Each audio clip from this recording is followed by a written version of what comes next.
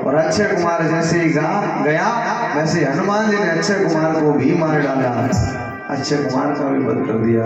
अब ये रावण को फिर सूचना मिली, तो अब इसका जो बेटा है बड़ा सबसे इंद्रजीत मेघनाद, वो मेघनाद चला है सेना सजा करके रथ को लेकर के, रथ पर सवार होकर के।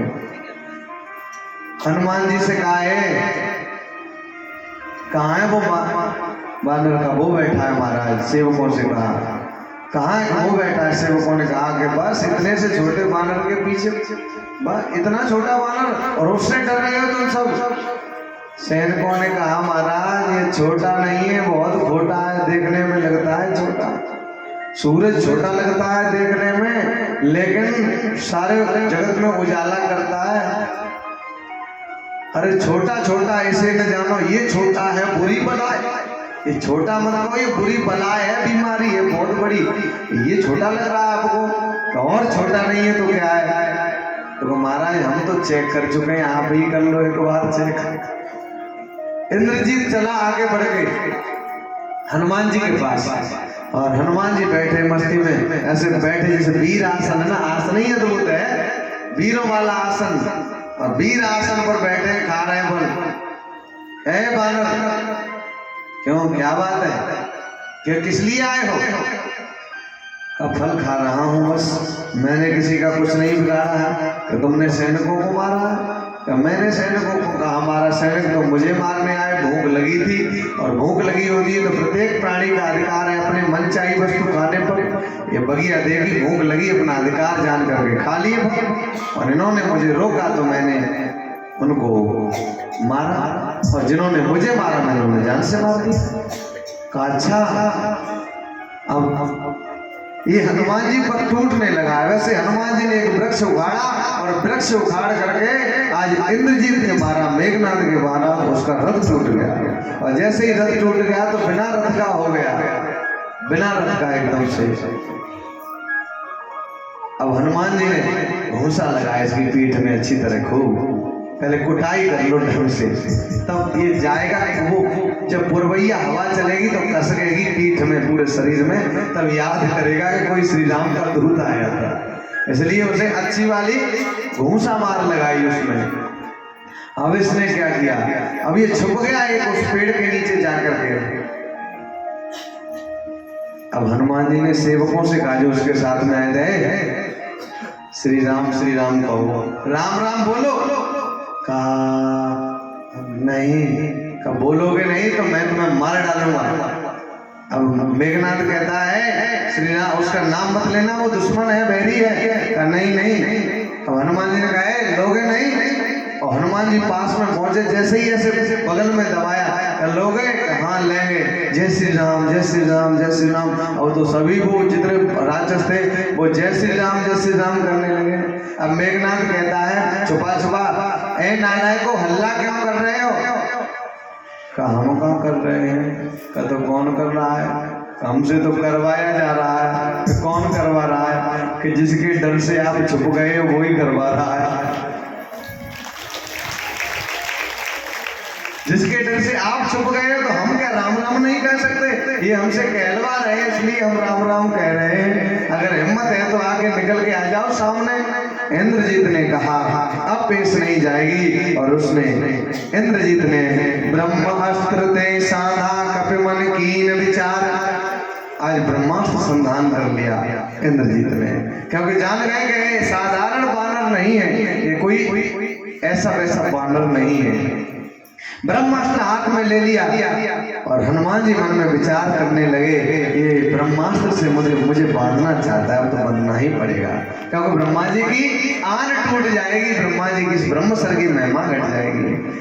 जो न ब्रह्म सर मानहूं तो महिमा मिटे अपार। इसलिए उसने ब्रह्म अस्त्र छोड़ा और ब्रह्म पास में हनुमान जी को बांध लिया है उसने।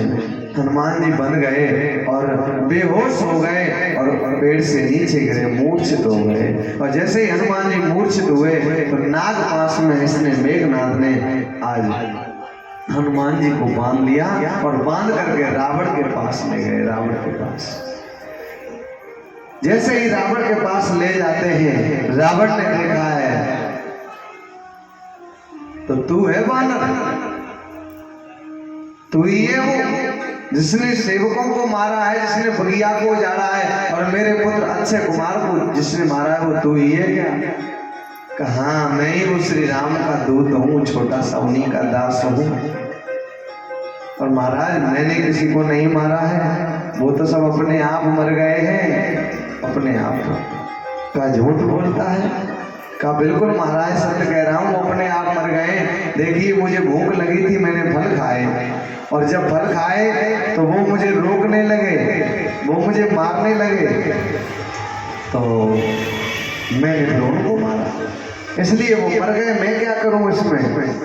रावण कहता है के बल घाले बल खीसा, किसके बल पर तूने फल खाए और वृक्ष उड़ाए, किसके बल पर तूने ऐसा किया?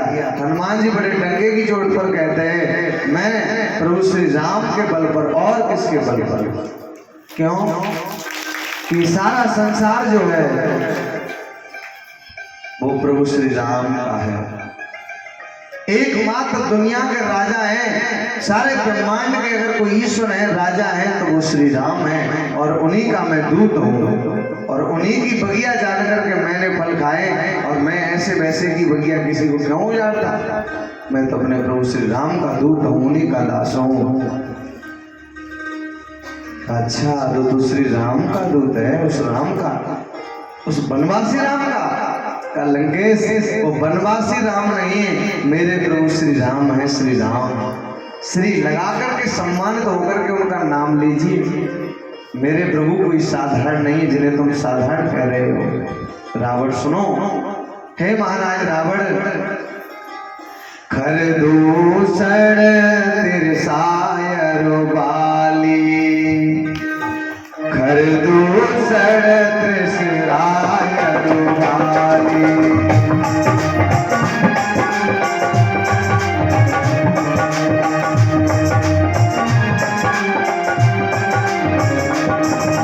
बधे सकल तुलित बलशाली, बधे सकल तुलित बलशाली।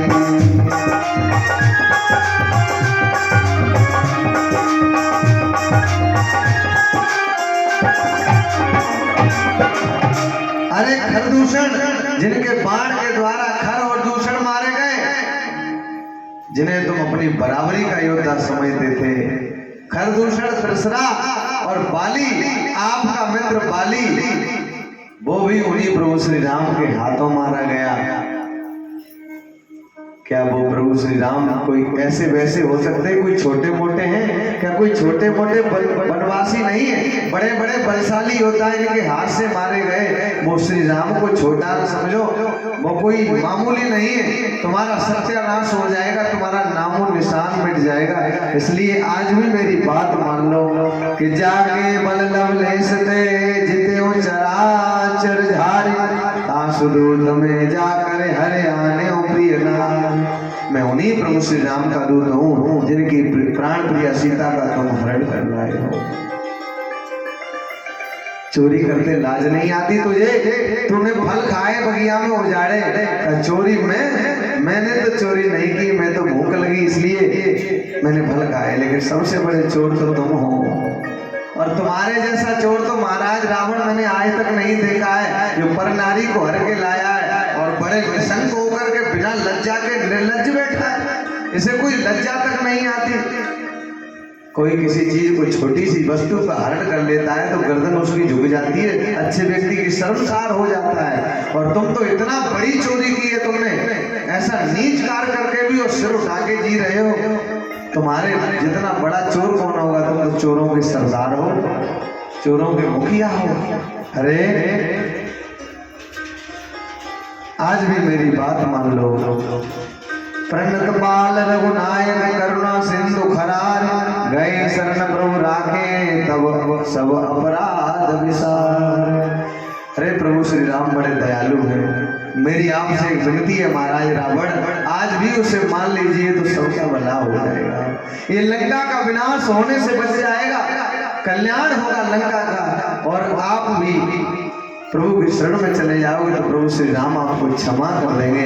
इसलिए आज भी मेरी बात मान लो और माता सीता को सम्मान के सहित प्रभु श्री राम को दे दो, आपको वो क्षमा कर देंगे। मैं सत्य कहता हूँ कि राम चरण पंकज उर धरहु, राम चरण पंकज उर धरहु, लंकाय चल राजो तुम करहु, लंकाय चल राज तुम करहु, ऋषि पुलस्ति जसो विमल मयंकार, ऋषि पुलस्ति जसो विमल मयंकार, ते शशि महोजन होय कलंकार, ते शशि महोजन होय कलंकार, ते शशि महोजन होय कलंकार।